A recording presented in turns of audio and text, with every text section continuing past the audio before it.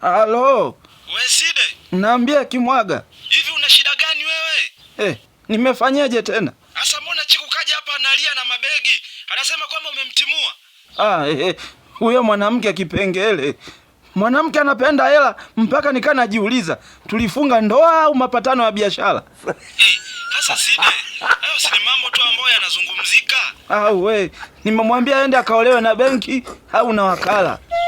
Akaolewe na benki au mawakala? Si anapenda hela.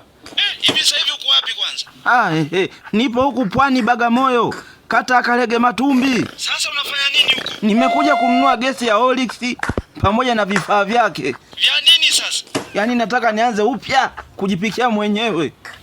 Kumbe uko serious?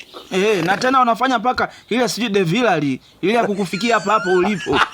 Sasa vipi kuhusiana na Chiku? Kama unataka kukonda, testi mitambo ishi naye.